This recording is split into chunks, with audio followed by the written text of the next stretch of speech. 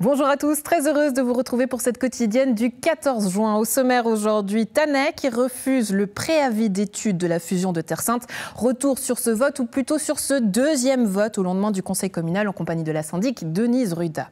Ensuite, en plateau, des femmes engagées pour les droits des femmes. En cette date de grève des femmes du 14 juin, nous recevons l'auteur Elif Daya, l'origine du pamphlet « Mesdames, réveillez-vous et indignez-vous ». Bonjour Elif, bienvenue. Bonjour. Vous êtes d'ailleurs venue accompagnée de vos différents ouvrages dont on parlera tout à l'heure en plateau. Bienvenue. Et puis on s'intéresse également à une série féministe intitulée Vulva Paradoxa, une mini-série qui met en scène des mutantes ripostant notamment aux agressions sexuelles. On en parle avec l'auteur Audrey Julien. Bonjour, bienvenue sur ce plateau. On est ravis de vous avoir accompagné également. Est-ce qu'on peut déjà avoir un petit aperçu, peut-être? Montrez-le nous. Voilà, merci. De l'ouvrage, merci beaucoup. À tout de suite. Et puis en sport, après une année 2022 mouvementée, le Cercle des nageurs de Nyon a repris du poil de la bête et se veut désormais ambition pour la saison prochaine. On en parle avec le président Fabien Héritier. Bonjour, bienvenue. Vous êtes venu accompagné du directeur sportif Adrien Pérez.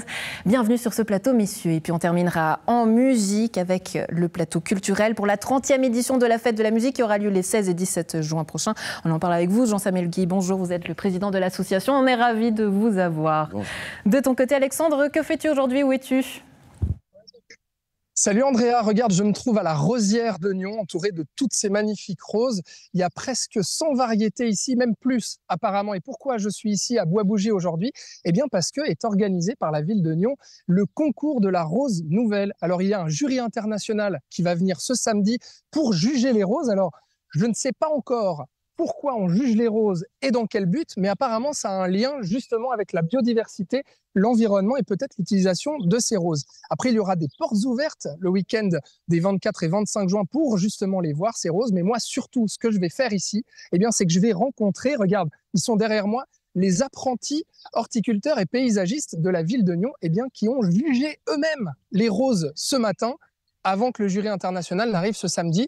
Donc du coup, ils vont me faire visiter, ils vont me montrer leur variété de roses qu'ils ont élues ce matin. Et puis pourquoi? À tout à l'heure, Alexandre. Merci beaucoup. En actu et à Tannay, le conseil communal a refusé mardi soir le préavis d'étude de la fusion de Terre Sainte par 20 non contre 12 oui. Les explications de Denise Ruda au micro de Florian Cavalieri. Denise Ruda, bonjour. Bonjour. Vous êtes la syndic de Tannay. Hier soir, il y avait un conseil communal important, je dirais même essentiel, concernant la fusion, le projet de fusion des 8 communes de Terre Sainte. Alors, il s'agissait de revoter sur le projet d'étude de la convention de fusion. Quel est le résultat de ce vote ? Le résultat est sans appel puisqu'il y a eu 20 personnes qui ont voté contre et 12 qui ont voté pour. Donc, ce projet de convention de fusion est refusé par le conseil de Tannay. Qu'est-ce que cela implique ? Cela implique que nous ne ferons pas partie de cette étude, c'est-à-dire que les autres communes auront le choix, et j'imagine qu'ils vont continuer avec les communes restantes, les 7 communes restantes, sur ce projet, et que nous, nous n'y participerons pas. C'est encore possible de continuer cette fusion, ce projet de fusion à 7 communes sans Tannay? Tout à fait, c'est parfaitement possible. C'est même possible de faire une fusion à 2 communes, 3 communes, 5 communes. Mais le départ, c'était l'idée de Terre Sainte et des 8 communes de Terre Sainte. Eh bien maintenant, ces 8 communes sont amputées d'une commune, c'est-à-dire nous. Est-ce que les syndics de Terre Sainte se sont déjà vus à l'issue peut-être de ce conseil hier soir, ou est-ce que vous avez déjà eu des contacts en bilatéral avec ces autres syndics? Non, on a eu juste des contacts par courriel, par mail, enfin de WhatsApp. Et effectivement, ils m'ont dit dommage, voilà, c'est tout. Il n'y a pas eu d'autres réactions, si ce n'est celle qu'ils pensent que c'est très dommage pour Tannay et pour eux aussi. Bien évidemment. On va revenir sur ce conseil. Quelle était l'ambiance de ce conseil? Comment s'est-il déroulé? On se souvient que lors du conseil précédent, il y avait eu quelques couacs sur l'heure de convocation des conseillers, sur le rôle notamment de la présidence du conseil.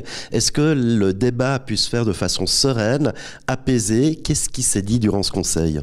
Non, alors ce conseil a été particulièrement bien préparé par son président et l'atmosphère a été sereine. Il y avait des plaidoyers pour, des plaidoyers contre, mais ça s'est fait dans une atmosphère correcte.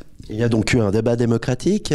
La démocratie pourrait encore jouer puisque vous l'aviez vous-même évoqué dans les pages de la Côte. Il pourrait finalement y avoir une initiative citoyenne qui demande à la commune de Thanay de participer à ce projet d'étude de fusion. Effectivement, c'est possible, mais ça, c'est pas de mon ressort, c'est du ressort des citoyens. D'accord.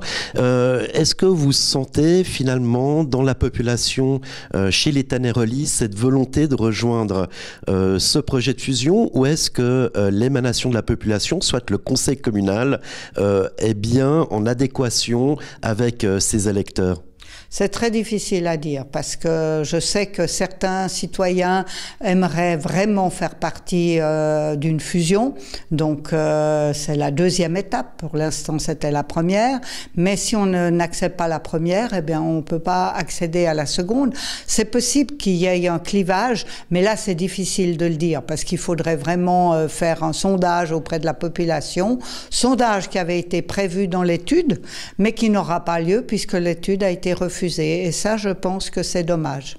Du côté des opposants à ce projet de fusion, est-ce que ce sont les deux arguments classiques qui ont fait mouche, soit une hausse du point d'impôt et une perte d'autonomie communale ? Absolument pas. Non, on n'a pas parlé de hausse du point d'impôt, on n'a pas parlé d'autonomie, on a vraiment parlé que finalement, on est très bien comme on est, et puis on ne veut pas changer.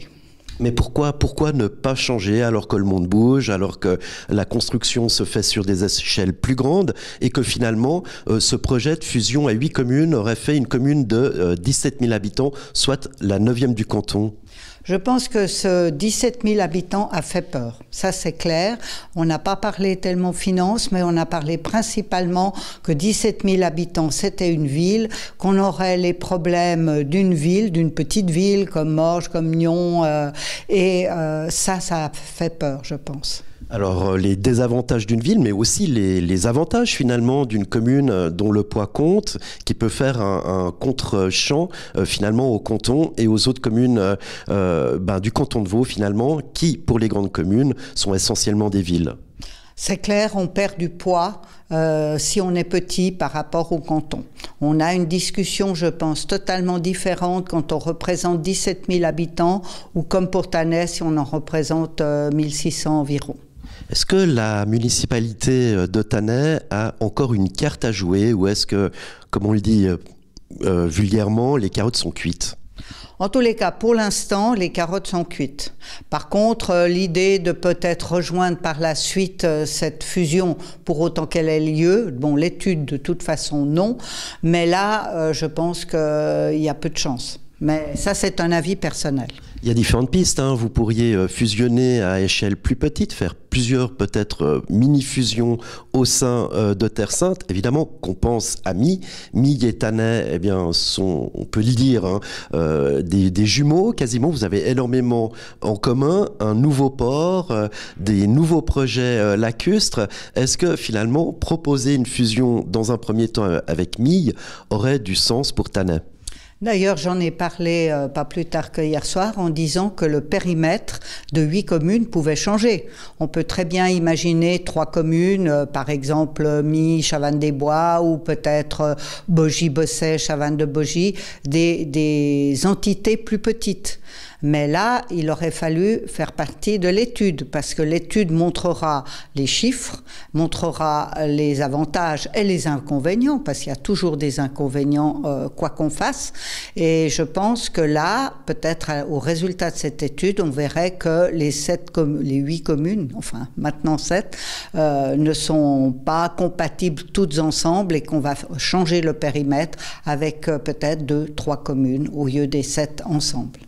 Denise Ruda, syndic de Thanay, merci beaucoup de m'avoir accordé ces quelques minutes au lendemain du conseil communal Thanairolis qui a vu donc refuser ce projet d'étude de fusion à 8 sur Terre Sainte. Merci beaucoup.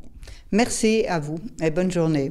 À présent, on reçoit nos invités suivantes. Élie Faudrey, on est ravis de vous avoir sur ce plateau. On va parler des femmes, cette journée de grève des droits des femmes du 14 juin, avec vos différents arts que vous nous avez apportés avec nous, notamment des livres et puis une série intitulée Vulva Paradoxa. On est ravis de vous avoir. Déjà, j'aimerais savoir, première question, est-ce que vous allez manifester aujourd'hui, Élie ?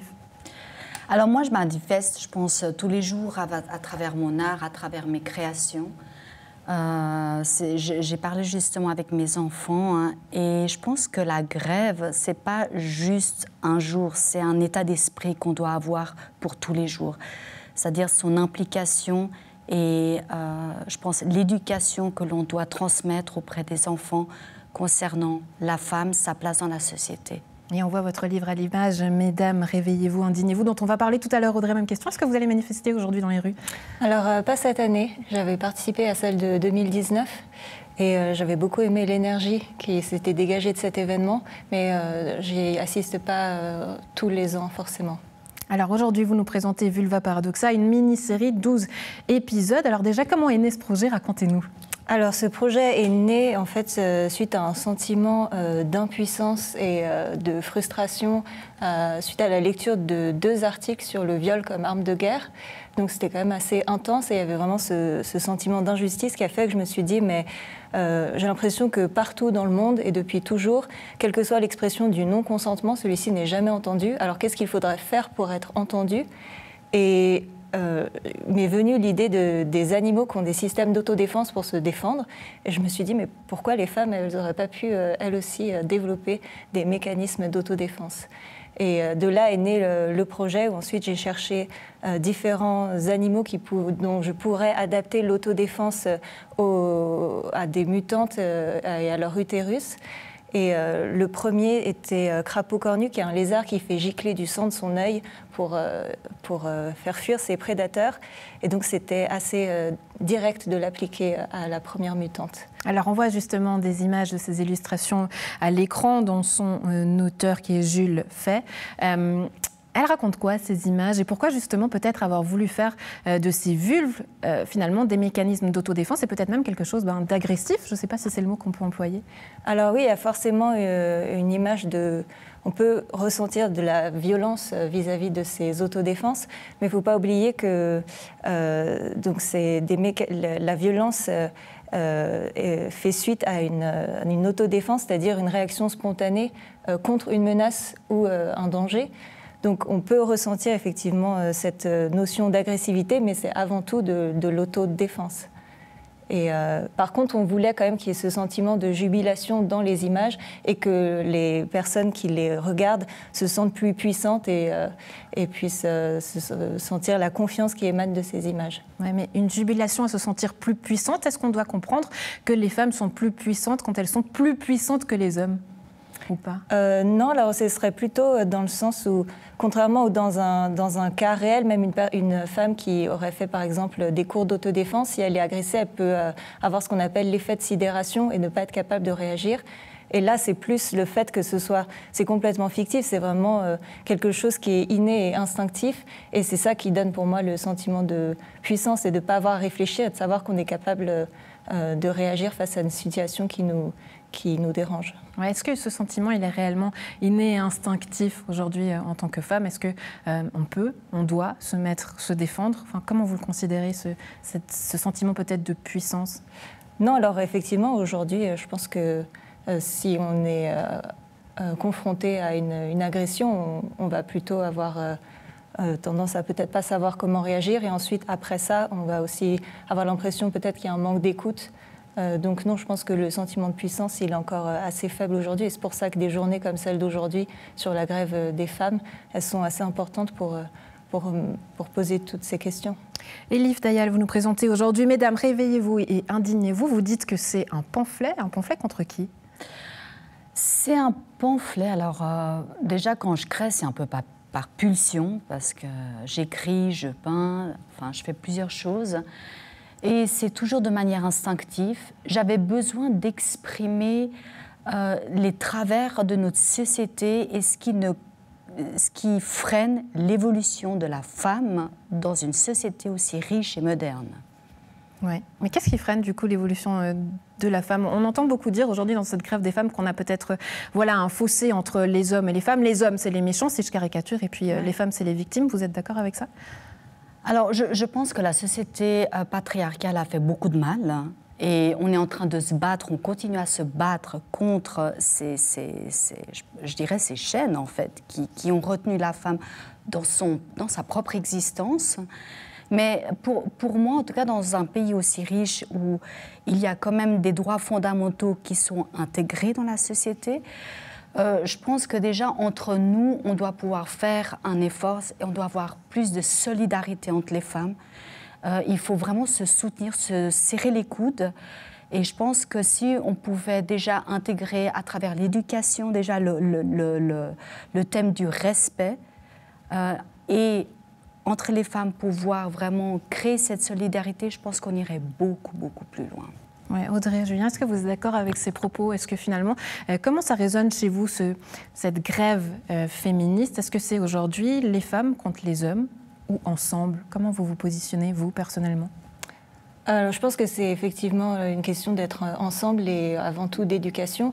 Et d'ailleurs, le projet Vulva Paradoxa, c'est pas du tout un idéal de société. Ça montre juste que là où la société a échoué à changer les mentalités et à protéger les femmes, du coup, des autodéfenses se sont développées. Mais c'est vraiment pas un monde idéal de faire appel à la violence pour se défendre. Ouais, mais est-ce qu'aujourd'hui, on n'est pas quelque part en train de passer à côté de ça? Moi-même, peut-être en tant que femme, je suis mal à l'aise de certaines choses. Aujourd'hui, de certains discours féministes qui sont très engagés. Alors, on le comprend, il y a des choses qui sont inacceptables, des violences qui ne doivent pas être acceptées, contre lesquelles on s'indigne, finalement, de dire, bah voilà, aujourd'hui, les hommes, c'est tous des méchants et c'est une société patriarcale. Enfin, c'est à nous aussi, en tant que femmes, de prendre cette place-là, non?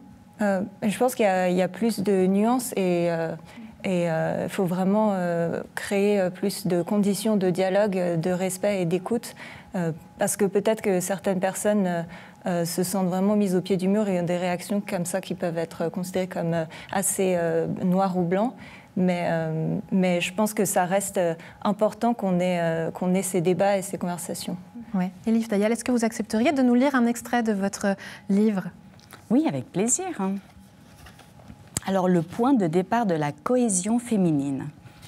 En tant que femme, je me suis longtemps demandé quel était réellement mon rôle dans ce monde, à part celui de donner la vie, que je trouve est davantage une pression qu'autre chose.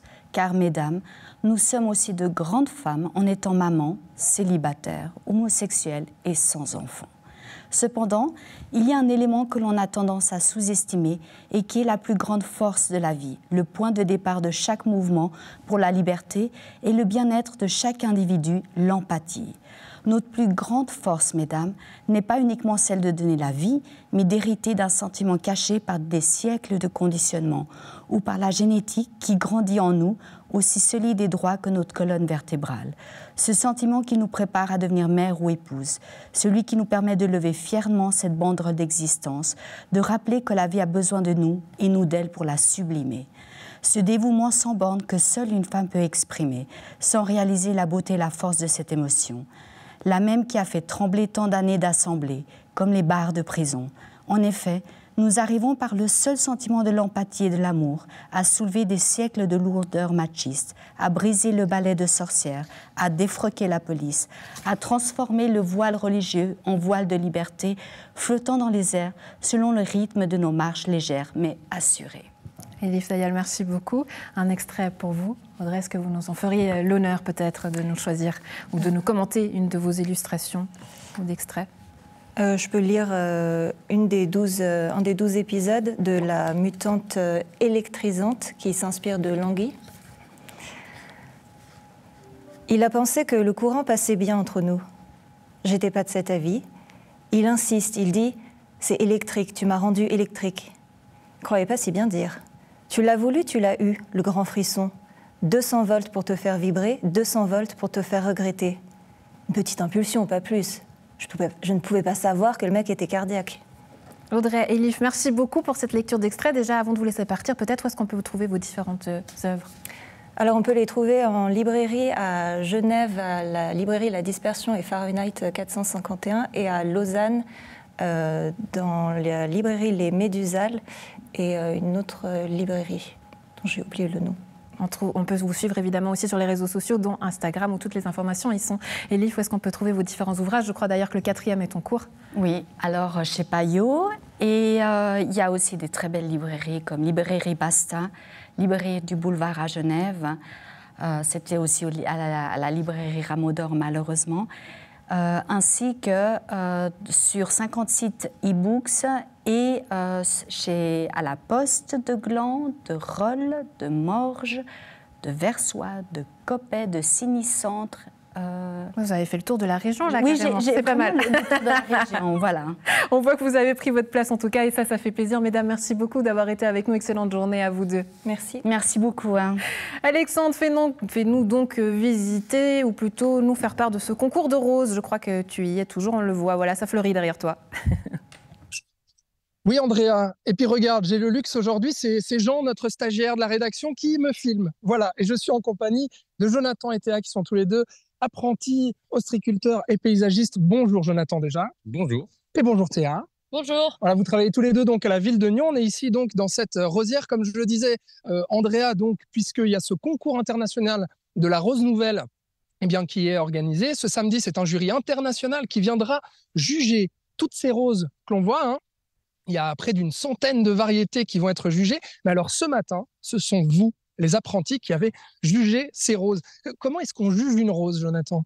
Alors, on a une petite tablette qui est juste ici dans mes mains. D'accord. Et puis, on a différentes catégories de roses, genre des grimpants, des tapissants, donc voilà, des différentes catégories. Ouais. Et puis, on a des notes sur 30 points.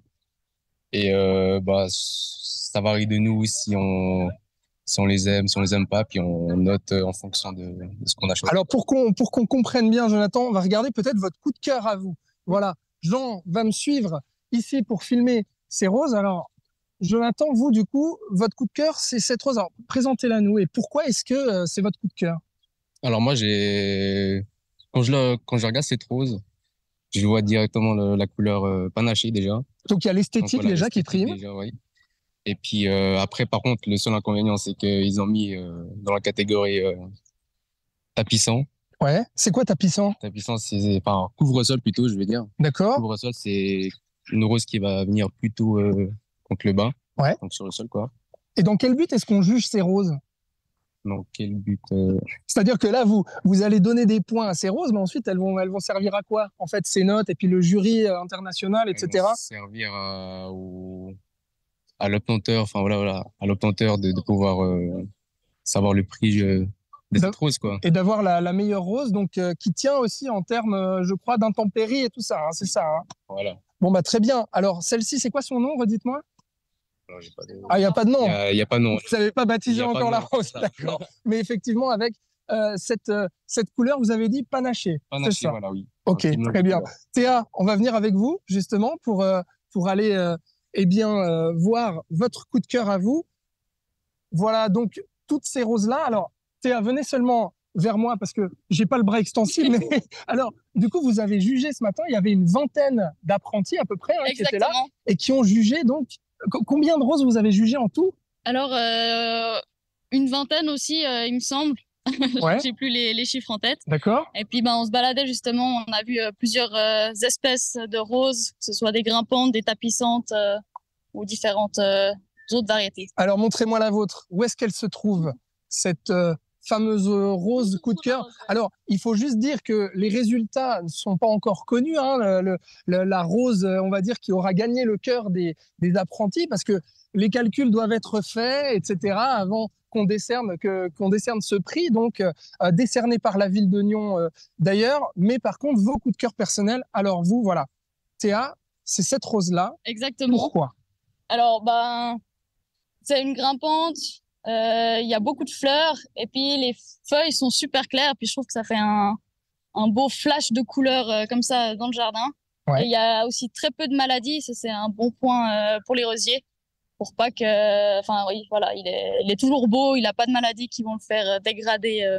Donc on se dit, celle-là, très résistante, effectivement, à toutes les intempéries et autres. Et puis pas besoin justement de produits chimiques. Je crois que ça fait partie aussi d'un des critères, hein. Alors exactement, ça c'est noté pour le concours de la rose à Nyon, qu'il n'y a pas de traitement sur les rosiers. D'accord, très bien. On va voir peut-être le responsable de cette rosière, Freddy, qui est juste là avec moi. Bonjour Freddy. Bonjour. Alors c'est vous déjà qui êtes le responsable de cette rosière avec toutes ces roses qu'on voit et puis qui encadrez aussi les apprentis. Comment ça s'est passé ce travail avec eux pour les préparer à devenir juges de roses? Alors, on n'a pas vraiment juge, ça s'est fait très vite. Après, il faut aussi soulever que nos apprentis, qui sont les apprentis de la ville de Nyon, ils aident aussi au quotidien, enfin ils participent plus qu'aider, ils participent au quotidien à l'entretien général de toute cette roseraie qui est fait par le service de l'environnement de la ville.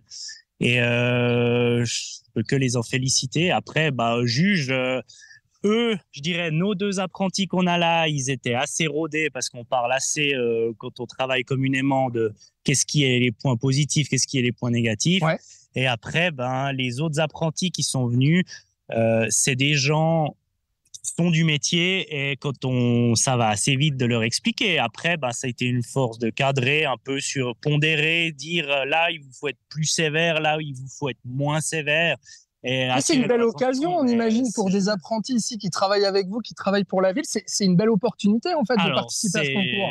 Pour nos apprentis et même, je dirais, pour les collaborateurs du service, c'est une grande chance que la ville de Nyon ait fait ce partenariat avec le concours international de la rose. Et ça nous permet à nous déjà de mettre notre travail en valeur et puis d'aider à l'implantation de la rose dans la ville de Nyon, justement. C'est peut-être ça, justement, parmi les buts, il y a ça. Et alors, je vais me tourner juste ici vers Jean-Luc Paquet. Bonjour, monsieur. Bonjour. Alors, vous êtes le président donc, de ce concours international de la rose nouvelle. Donc, c'est la 4e édition. Et donc, qui va accueillir ici un jury international ce samedi. Alors, peut-être vous pouvez prendre le relais par rapport aux apprentis qui nous ont désigné un peu leur rose. Mais alors, quelles conséquences ensuite? Une fois que ces roses sont élues, en fait, par le jury, ça permet de faire quoi? Alors, parmi les roses qui vont gagner une médaille, donc il y aura des médailles d'or, médaille d'argent et une médaille de mérite, mais aussi une rose d'or. Donc, c'est la rose qui gagne le plus de points, toutes catégories confondues. Bien pour l'obtenteur, donc le créateur de la rose, il sera capable, dans son catalogue, d'illustrer la rose qui a gagné avec soit une médaille d'or, soit la rose d'or, soit justement le label zéro traitement qui a été développé ici à Nyon par la ville de Nyon, justement pour favoriser la biodiversité. Donc, grâce à ce label, qui va être justement dans les catalogues du monde entier, théoriquement, on aura des rosiers qui auront gagné à Nyon sous le label zéro traitement et qui vont être diffusés dans le monde entier. Alors, diffusés dans le monde entier, ça veut dire quoi? Ça veut dire que le but, c'est que ces roses qu'on va juger, qui arrivent à se développer d'une belle manière, qui ont une belle esthétique, etc., on va les utiliser quoi dans les villes du monde entier? Ou bien ça va même servir à faire des parfums? Ça va être quoi leur utilité? Alors, il y a 45 000 variétés qui ont été enregistrées, 25 000 dans le commerce. Donc, en fait, on essaie toujours d'amener de la nouveauté, d'une part. Mais désormais, ce qui est très important, c'est justement la résistance des rosiers. Et le concours de Nyon a ça de particulier, justement, c'est qu'il y a zéro traitement, comme ils l'ont dit, les jurys des apprentis. Et dans ce cadre-là, l'obtenteur qui a justement le label plus une médaille d'or dans ce concours-là, lui, il a un avantage vraiment conséquent sur la vente de ces rosiers dans le monde entier. Eh ben, je vous remercie beaucoup pour ces explications. Alors, pour tout vous dire, donc, ce samedi, les roses vont être élues par ce jury international. Le prix de la ville de Nyon par les apprentis sera décerné aussi.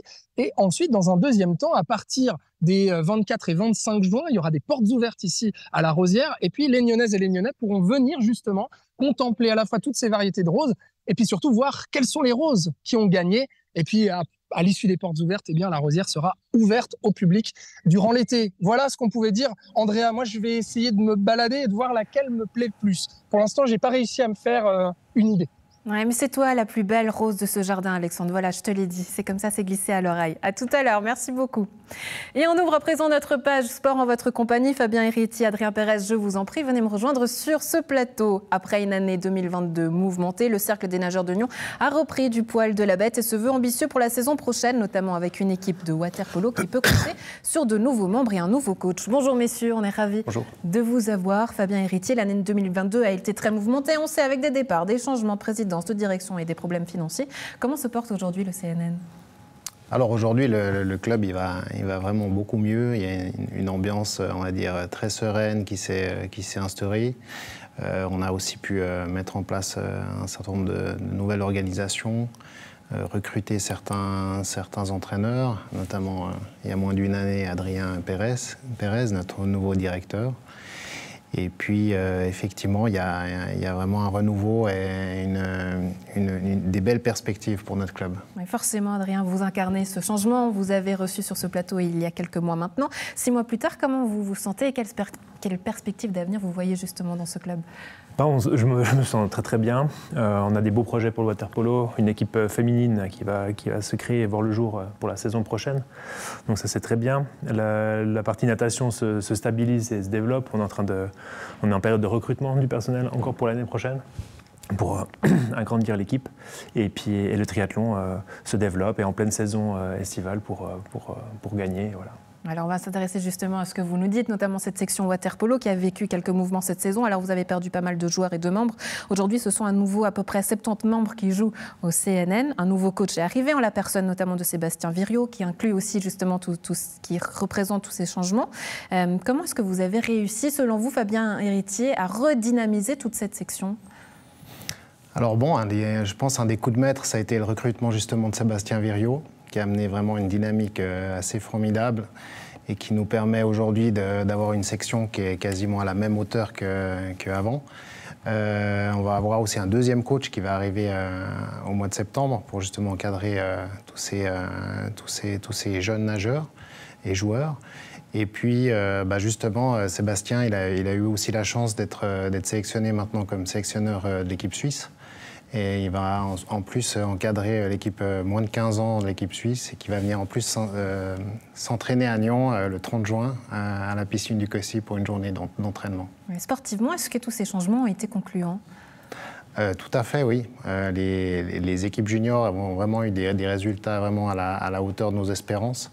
À peu près à la moitié du classement de la région romande. Et puis on voit vraiment une progression qui est vraiment assez phénoménale. Et puis on a même une joueuse qui a été sélectionnée en équipe suisse junior. Et ça, c'est déjà, pour la première année, c'est déjà assez exceptionnel. Ouais, une jolie victoire, justement. On parle de l'année prochaine. Adrien Pérez, donc vous avez décidé de créer cette nouvelle équipe U17 et cette équipe dames dont vous citiez tout à l'heure. C'est quand même assez ambitieux. Est-ce que vous avez aujourd'hui assez de monde pour constituer ces équipes-là ? Alors aujourd'hui, on a une belle relève féminine qui arrive. On a la chance de pouvoir collaborer avec d'autres clubs de la région pour pouvoir créer une équipe féminine au nom d'Union et du coup développer cette équipe-là au plus haut niveau pour essayer de décrocher un podium à la fin de la saison prochaine. Ouais, un mot sur le triathlon, Fabien Héritier. Je sais que vous vous préparez justement au triathlon de Nyon. Comment ça se passe, ces derniers préparatifs et ces entraînements ? Oui, alors il y a à la fois la perspective d'avoir le triathlon de Nyon début août à Nyon, avec tous nos membres qui se réjouissent de cet événement. On a fait aussi un appel pour qu'ils viennent aider en tant que bénévoles dans cette grosse manifestation, qui est une des plus grandes manifestations de Suisse.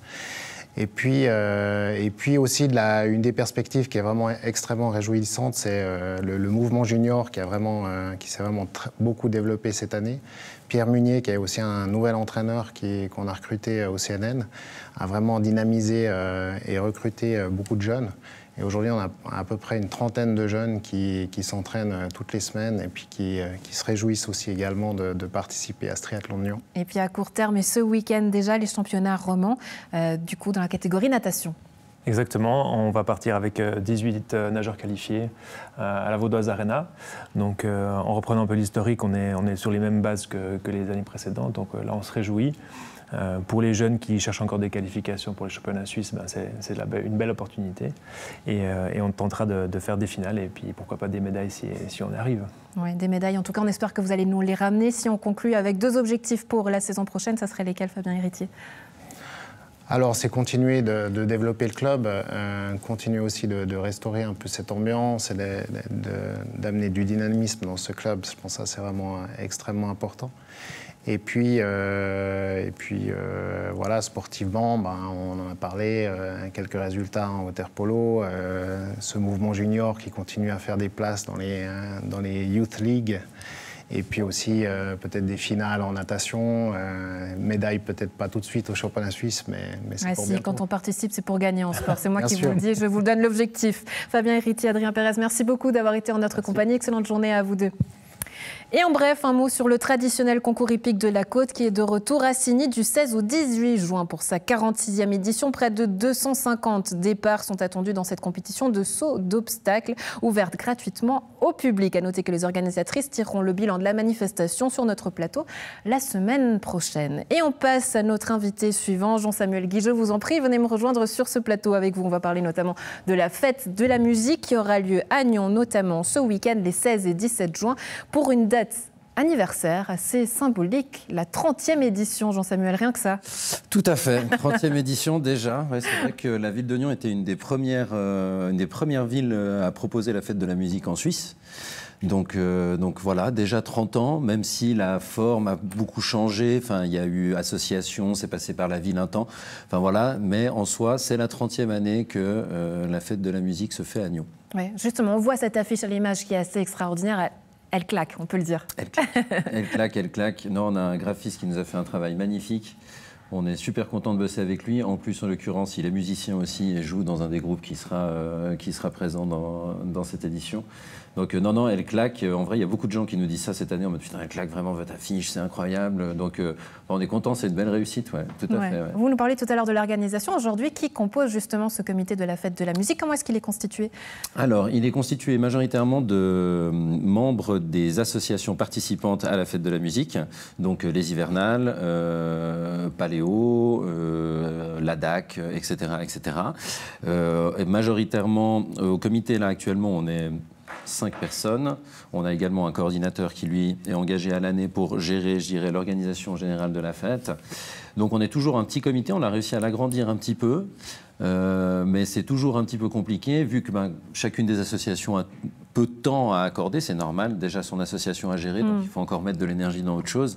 Donc là, c'est un peu toute la difficulté. Moi, ce que je rêve, c'est qu'il y ait des citoyens nyonnais qui aient envie de rejoindre l'association en tant que membre individuel, et puis qui ont envie justement de rentrer dans ce comité, de prendre possession en fait de cette fête, pour qu'elle soit complètement aux Nyonnais en fait, parce que là, c'est vrai que c'est un peu la fête de la musique. Alors, c'est pour les Nyonnais bien sûr, mais c'est un peu la fête des assos culturels de Nyon pour les Nyonnais bien sûr. Alors ça, on a tous du plaisir à le faire et c'est pour ça qu'on le fait. Mais c'est vrai que ce qui serait génial, c'est que les Nyonnais s'approprient encore plus ça, nous rejoignent au comité. Puis moi, mon rêve, ce serait d'avoir un comité un peu moitié-moitié association et membres individuels. Ouais, c'est vrai qu'il y a de quoi faire dans la région. Nyon, ville de festival, il y a toutes ces associations aussi. Qu'est-ce qui fait qu'aujourd'hui, peut-être, les gens ne s'approprient pas encore cette identité musicale? Parce qu'on voit, il y a pas mal de groupes aussi de chez nous. Qu'est-ce qui fait que ça ne prenne pas? Ou est-ce qu'on a toujours cette idée que malheureusement, la musique, ça fonctionne mieux ailleurs et pas chez nous?